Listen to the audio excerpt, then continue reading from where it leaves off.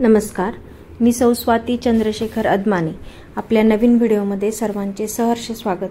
आज आपण आलेलो आहोत कोल्हापूर जिल्ह्यातील शिरोळ तालुक्यातील खिद्रापूर येथील श्री कोपेश्वर मंदिरात. हा आहे मंदिराचा प्रवेशद्वार आणि या प्रवेशद्वारावर गणपती बाप्पा विराजमान आहे. तसेच मंदिराला अतिशय सुरेख असे दगडी तोरण आहे आणि त्याच्या खालील एक दगडी पट्टी आहे, जिला आपण गणेश पट्टी म्हणतो. त्यावर गणपती बाप्पा विराजमान झालेले आहेत मंदिराच्या प्रवेशद्वारावर. हे मंदिर कोल्हापूर जिल्ह्यातील शिरोळ तालुक्यातील आहे. कोल्हापूर जिल्ह्याचे शेवटचं टोक म्हणता येईल, कारण की हे गाव कर्नाटक सीमेवर आहे आणि इथून पुढे कर्नाटक राज्य सुरू होतं. कोपेश्वर मंदिर हे शिलाहार आणि यादवांच्या काळातील अतिशय समृद्ध असं शिल्प सौंदर्याने नटलेलं एक मंदिर आहे आणि हे नरसोबाच्या वाडीपासून अवघ्या 15 किलोमीटर अंतरावर आहे. दिनांक 2 जानेवारी 1994 रोजी राष्ट्रीय संरक्षित स्मारक म्हणून हे घोषित केलेले आहे. या मंदिराचे स्वर्गमंडप, अंतराळ आणि गर्भगृह असे 3 विभागात विस्तार झालेला आहे. आता आपण आहोत स्वर्गमंडपात. मंदिरातील सर्वात आकर्षक भाग म्हणजे स्वर्गमंडप. देवळाबाहेर 48 खांबांवर तोललेला एक मंडप आहे. याला स्वर्गमंडप म्हणतात. स्वर्गमंडपात आपण प्रवेश करतो तेव्हा तो गोलाकार उघडून आकाशाला भिडलेला दिसतो. याला हाताने कोरलेल्या 48 खांबांचा आधार आहे. आकाशाकडे पाहून मंत्रमुग्ध होऊन स्वर्गाकडे पाहण्याची अनुभूती येते. हे स्वर्गमंडप नावाचे औचित्य सिद्ध करते. स्वर्गमंडप परिघात आपल्याला गणपती, कार्तिकेय स्वामी, भगवान कुबेर, भगवान यमराज, भगवान इंद्र इत्यादींच्या सुंदर कोरीव मूर्ती, तसेच त्यांचे वाहक प्राणी जसे मोर, उंदीर, हत्ती इत्यादी दिसतात. हा 48 खांबांनी तोललेला स्वर्गमंडप अतिशय देखणा आणि सुंदर कलाकृती केलेला आहे. प्रत्येक खांबावर एक देवता त्याच्या पत्नीसह त्याच्या वाहनावर आरूढ झालेले दिसते.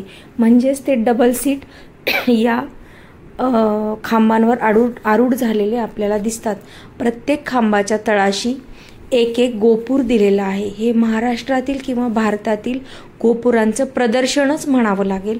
इतके प्रकारचे गोपुर इथे दिलेले आहे. बघा, प्रत्येक गोपूर पहिल्यापेक्षा दुसरं वेगळं असं आहे आणि प्रत्येक खांबांवर याच्या असंख्य अशा नक्षी बनवलेल्या आहेत. म्हणजेच भारतात इतकी मंदिरं आहेत, इतकी गोपुरं आहेत, ह्याचंच हे उदाहरण म्हणावं लागेल.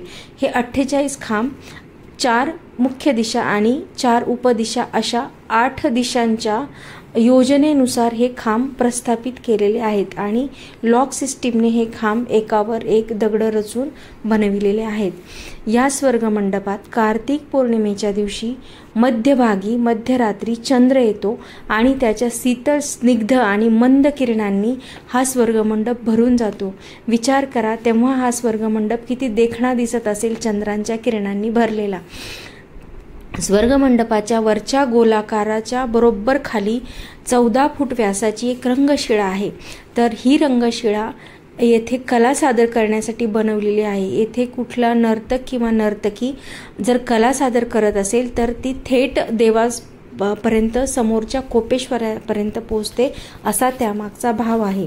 रंगशिळेवर उभे राहिल्यावर डाव्या हाताला दिसतो आपल्याला विष्णू आणि उजव्या हाताला दिसतो ब्रह्मा आणि समोर दिसतो भगवान शिव.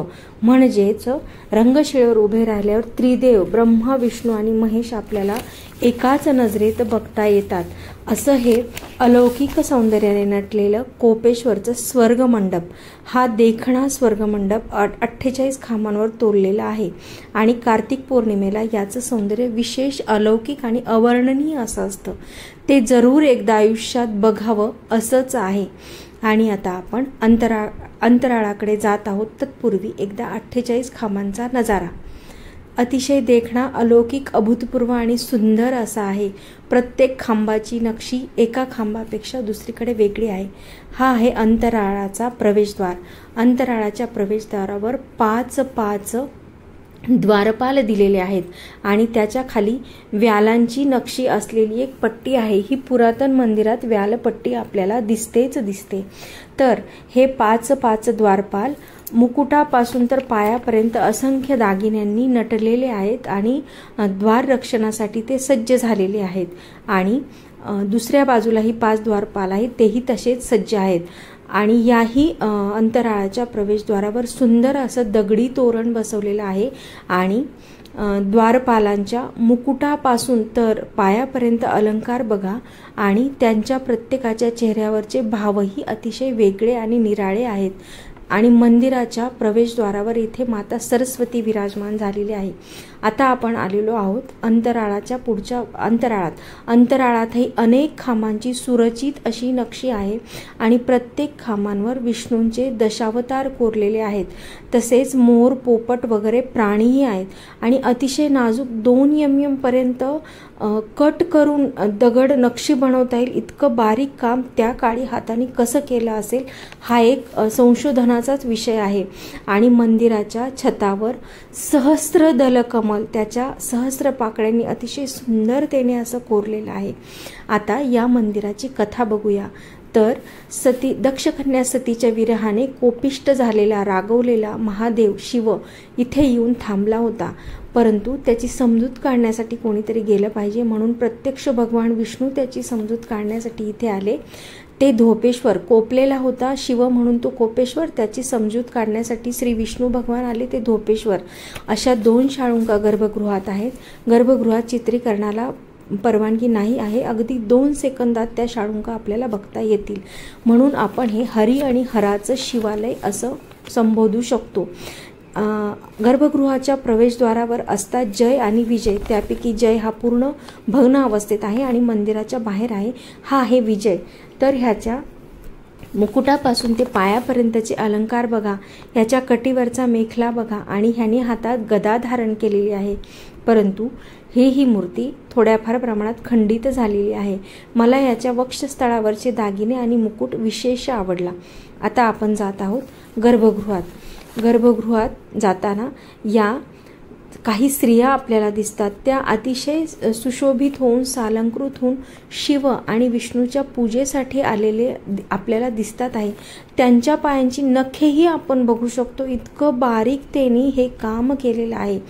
पायातील एक ना एक अलंकार, प्रत्येक स्त्रीची केशभूषा, वेशभूषा आणि त्यांचे अलंकार, त्यांचं सुडोलत्व आणि कटीची कमनीयताही आपण या मूर्त्यांमध्ये बघू शकतो।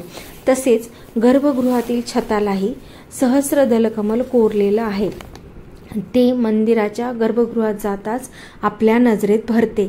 आणि आता समोर दिसत आहे कोपेश्वर आणि धोपेश्वर।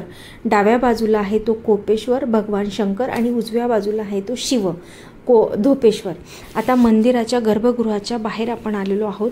इथे मोराच्या आकाराची साधारण नक्षी कोरलेली आहे, परंतु त्यातील बारकावा बघा, इतकी बारीक नक्षी कशी कोरली असेल हा खरोखर कौतुकाचा विषय आहे। आणि गर्भगृहाच्या प्रवेशद्वारावर गजांत लक्ष्मी आहे, सालंकृत केलेले 2 गज माता लक्ष्मीला जलाभिषेक करत आहे असे हे सुंदरसे शिल्प आहे। म्हणजेच या मंदिराच्या प्रवेशद्वारावर गणपती बाप्पा, अंतराळाच्या प्रवेशद्वारावर माता सरस्वती आणि गर्भगृहाच्या प्रवेशद्वारावर माता लक्ष्मी आहे। म्हणजे शिलाहार आणि यादव राजांचा हा उदात्त विचार असावा की मंदिर निर्माण करताना ही तिन्ही देवता मंदिराच्या प्रवेशद्वारावर स्थानापन्न झालेली असली पाहिजे। अर्थातच हे मंदिर शिलाहार आणि यादव राजांकडून बांधलेलं आहे, त्याचा एक शिलालेखही या मंदिरात आपल्याला आढळतो। आता आपण आलेलो आहोत मंदिराच्या बाहेरच्या बाजूस आणि हा आहे मावळतीच्या किरणात सूर्यास्त होऊ लागलेला आहे, तर मावळतीच्या सोनसळी किरणांमध्ये नटलेला हा स्वर्गमंडप, हा 48 खांबांचा स्वर्गमंडप आपण बाहेरून बघत आहोत। बघा या खांबांचं सौंदर्य किती अलौकिक आहे आणि प्रत्येक खांबांची रचना किती सुंदरतेने केलेली आहे। मधला गोलाकारही आपण इथूनही बघू शकतो। जसं की सांगितलं रंगशिळेवरून दिसतो ब्रह्मा, विष्णू आणि महेश असे त्रिदेव, त्यापैकी विष्णू या इथे आपल्याला त्याचं शंखचक्र, गदा, हस्त, पद्म यासह आपण इथं विराजमान झालेला बघू शकतो। अर्थातच तोही अत्यंत दागिन्यांनी सजवलेला आहे। तर कोपेश्वरचं जे मंदिर आहे त्याचा चौथरा आहे तारकाकृती आणि हे मंदिर 92 हत्तींनी त्यांच्या पाठीवर पूर्णपणे तोलून धरलेलं आहे। हे मंदिर जेव्हा त्याच्या पूर्ण सौंदर्याने नटलेलं असेल तेव्हा किती सुंदर आणि अलौकिक दिसत असेल। परंतु आता काहीसं ते भग्न अवस्थेत आहेत. प्रत्येक हत्तीच्या पाठीवर एक देवता विराजमान झालेली आहे आणि या गजपट्ट्याच्या वर आहे नरपट्टा. नरपट्ट्यामध्ये अनेक देवदेवता, सूरसुंदरी, आलसकन्या, विषकन्या अशा शिवाय अनेक प्रकारचे नर्तक आणि नर्तिका असे खूप प्रकारच्या मूर्त्या आणि शिल्प आपल्याला दिसतात. ते इतके नखशिखांत दागिन्यांनी आणि अलंकारांनी मढलेले आहेत की पाहून आपलं मन आणि बुद्धी थक्क व्हायला होते. आता या गजपट्ट्या आणि नरपट्ट्याच्या वरती दिसतो तो मंदिराचा कलश आणि आता आपण बघत आहोत 2 हत्तींच्या मध्ये एक नर्तक उभा आहे. म्हणजे मंदिराची कुठलीही जागा अशी नाही आहे की जिथे शिल्प नाही आहे. तर या नर्तकाच्या हातात ढोलकी सदृश्य काहीसं वाद्य आहे आणि तो खूप आत्मीयतेने मन लावून ते वाद्य वाजवत आहे असे काहीसे भाव त्याच्या चेहऱ्यावर आहेत. तोही खूप अलंकाराने नटलेला आहे आणि विशेष म्हणजे प्रत्येक हत्तीच्या अंगात गळ्यात भरपूर दागिने त्या शिल्पकाराने घातलेले आहेत. आता ह्या ज्या खाचा दिसत आहेत त्या आहेत लॉक सिस्टीम. म्हणजे एक दगड दुसऱ्या दगडांमध्ये रोवून किंवा लॉक करून त्याच्यावर मंदिर उभं करणं. कुठल्याही चुना विटांचा इथे उपयोग झालेला नाही. दगडं एकात एक घुसवून लॉक करून हे मंदिर उभं करण्यात आलेलं आहे. आज जो सांगितलं की भग्न झालेला जय आहे तो इथे बाहेर आणून ठेवला आहे. हा आहे अंतराळाचा दक्षिणेकडचा बाहेर येण्याचा दरवाजा. इथे आहेत सप्तमातृका. यादव आणि शिलाहारांच्या सप्तमातृका या दैवत होत्या म्हणून त्यांना द्वारपाल स्थितीमध्ये इथं उभं करण्यात आलेलं आहे.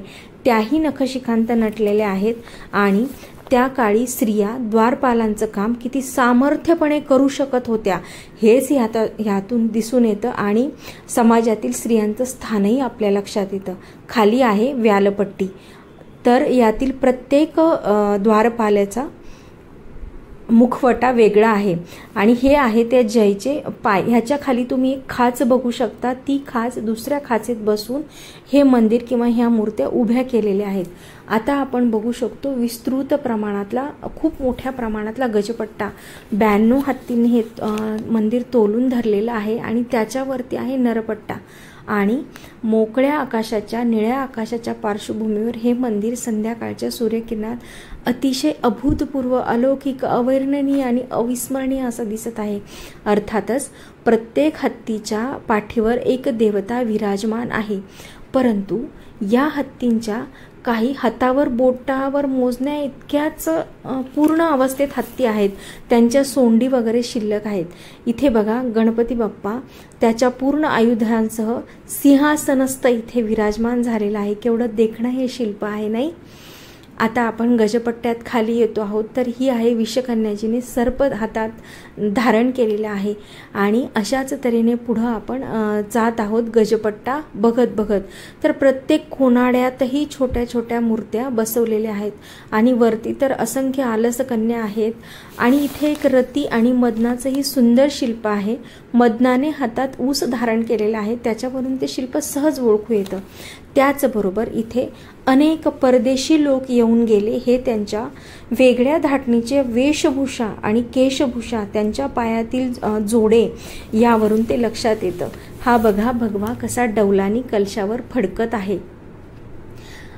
नरपट्टा आणि गजपट्ट्याचं एक पूर्णपणे समोर यावं, लक्षात यावं म्हणून हा भाग तुम्हाला दाखवत आहे. हा जो पोकळ भाग दिसत आहे याला म्हणतात देवकोष्टके. त्याच्यावरती साधारण मंदिराच्या कळसाचीही नक्षी केलेली आहे. देवकोष्टके म्हणजे देवांना बसण्यासाठीचं असणारं मखर. या हत्तींच्या कळपात हा आहे सालंकृत नंदी आणि त्याच्यावर विराजमान आहे शक्तीसह शिव. असं म्हणतात की ही शिव पार्वतीच्या लग्नाची वरात आहे. अनायासे आज महाशिवरात्र आहे आणि महाशिवरात्रीला शिव आणि पार्वतीचा विवाह संपन्न झालेला आहे. तर या विवाहात सहभागी होण्यासाठी हे सर्व देवदेवता आलेले आहेत असं काहीसं शिल्पकाराचं म्हणणं आहे. त्याच्या उजव्या हाताला आहे ब्रह्मा. हा बघा ब्रह्मा तोही हत्तीवर आरूढ झालेला आहे आणि डाव्या हाताला आहे विष्णू. तो त्याच्या शंखचक्र गदा पद्मासह बघा शंखचक्र गदा पद्मासह हत्तीवर आरूढ होऊन या वरातीमध्ये सम्मिलित झालेला आहे. त्याने त्यात भाग घेतलेला आहे। हत्तींच्या कळपामध्ये नंदीचं शिल्प आपण सहज ओळखू शकतो, परंतु तोही नंदी अनेक घंटांच्या माळा वगैरे यांनी अलंकारित केलेला आहे। इतक्या बारीक बारीक गोष्टी यात सांगितलेल्या आहेत, इतके सुंदर आणि बोलकी ही शिल्प आहेत। तर हे मंदिर पाहण्यासाठी तुम्ही याल तर तेव्हा थोडा वेळ काढून या। आणि एक शिल्प तर मला असं दिसलं गजपट्ट्याच्या सुरुवातीला की एक श्री पत्राचा मायना लिहित आहे, जिथे आपण श्री लिहून पत्राची सुरुवात करतो तो भाग, आणि मंदिराच्या शेवटच्या गजपट्ट्यात ती श्रीपत्राचा शेवट करत आहे। म्हणजेच या काळात स्त्रिया शिक्षित होत्या, त्यांना शिक्षा दिलेली होती आणि लेखन वाचन त्या पूर्णपणे जाणत होत्या असा त्याचा अर्थ होतो। म्हणजे समाजात स्त्रियांचा सहभाग खूप उच्च दर्जाचा होता आणि शासन चालवण्यास त्या समर्थ होत्या असा काहीसा त्याचा अर्थ होतो। आता या गजपट्ट्यांवरून आपण हळूहळू पुढे जात आहोत, परंतु या मंदिराचं आणखी एक महत्त्वाचं वैशिष्ट्य म्हणजे या शिवालयाला नंदी नाही आहे। कदाचित परकीय आक्रमणामध्ये तो तोडला फोडला गेलेला असावा। कर्नाटक राज्यामध्ये खिद्रापूरपासून 12 किलोमीटरवर येडूर नावाच्या गावात फक्त नंदीचं मंदिर आहे आणि तो नैऋत्य दिशेला म्हणजे या कोपेश्वराकडे बघतो आहे असं काहीसं ते मंदिर आहे। जे हातांच्या बोटांवर मोजण्या इतके हत्ती मी म्हणाले होते, ती ही हत्तींची शिल्प आहेत बघा। या हत्तीने त्याच्या सोंडेमध्ये केळीचा घड घेतला आहे। याचं कारण असं की हे मंदिर कृष्णेच्या काठावर आहे आणि कृष्णेचा काठ हा तिने तिच्या जलाने सुजलाम सुफलाम केलेला आहे। बारमाही वाहती नदी असल्यामुळे हा प्रदेश अतिशय संपन्न आहे। वाडीवरून खिद्रापूरला येतानाच्या रस्त्यात असंख्य आपल्याला ऊसाचे मळे आणि केळीच्या बागा दिसतात। अतिशय निसर्ग संपन्न असा तो रस्ताच फार सुंदर आहे। तर म्हणून कृष्णेच्या काठी वसलेले हे कोपेश्वराचे मंदिर सधन भागात येते, म्हणून कदाचित हत्तीच्या सोंडेमध्ये घड आपल्याला दिसतो। हा निळ्या आकाशाच्या पार्श्वभूमीवर वरपासून खालपर्यंत म्हणजे नरपट्टा, गजपट्टा आणि खाली तारकाकृती चौथारा आपण बघू शकतो। किती सुंदर आणि अलौकिक अशी शिल्प आहे। आता हा नर्तक बघा, त्याचे हात भग्न झालेले आहेत, परंतु त्याचा मुकुट आणि केशभूषा किती सुंदर आहे। त्याच्या वक्षावरचे आणि कटीवरचे दागिने किती छान आहेत आणि त्याची पायाची नखही आपण बघू शकतो। इतकं सुंदर ते आहे आणि त्यांनी गदा धारण केलेली आहे। अशा असंख्य मूर्ती, असंख्य शिल्प इथे आहेत, परंतु हे इतकं सुंदर शिल्प सौंदर्य कोणी भग्न केलं असेल? 1702 मध्ये औरंगजेबाचा तळ मिरजेला पडला होता। हिंदूंनी एकत्र येऊन कुठेही पूजा करू नये म्हणून त्यांनी त्याचे सैनिक हे मंदिर भग्न करण्यास पाठवलं आणि हे इतकं शिल्पसौंदर्याने नटलेलं देखणं मंदिर त्याच्या सैनिकांनी भग्न केलं, म्हणून हे आपल्याला काहीसं भग्न अवस्थेत दिसतं, परंतु तरीही त्यातील शिल्पसौंदर्य तसूभरही कमी झालेलं नाही आणि डोळ्यांना ते तितकीच शांती आणि तृप्ती देतं। आता गाभाऱ्यात होणारा कोपेश्वराचा आणि धोपेश्वराचं जे अभिषेकाचं जल आहे ते एका तारकाकृती कुंडात बाहेर येऊन पडतं आणि ते एका मकरमुखातून बाहेर येतं। तर असं म्हणतात, ज्या मंदिराला मकरमुख आहे अभिषेकाचं जल येण्यासाठी, ते मंदिर निश्चितच हजारो वर्षांपूर्वीचं आहे। म्हणजेच कोपेश्वराचं हे मंदिर निश्चितपणे 1000 वर्षापूर्वीचं आहे आणि तो मकरही अतिशय अलंकाराने मढलेला आहे आणि त्याच्यावरती आहे नंदीवर विराजमान असा शिव। तर त्याचा दुसरा अर्थ मला असा वाटतो की कृष्णेला दरवर्षी पूर येतो आणि पुरात खूप साऱ्या मगरी येतात, तर इथं उपलब्ध असलेल्या प्राण्यांचं ते प्रतीक असावं। बघा, हे मकरमुख, म्हणूनही इथे मकरमुख असू शकतं आणि ते पाणी जमा होण्यासाठी एक तारकाकृती कुंड आहे। अशा तऱ्हेने आपण हा गजपट्टा पाहत पाहत पुढे चाललेलो आहोत। वरती मकराच्या वरती नंदीवर आरूढ झालेला शिव आपल्याला दिसतो। विशेषतः इथं शिव, ब्रह्मा, विष्णू यांचे तर शिल्पे आहेतच, पण त्याचबरोबर कधीही कुठेही न दिसणारी इंद्र, अग्नी, वरुण, ईशान्य,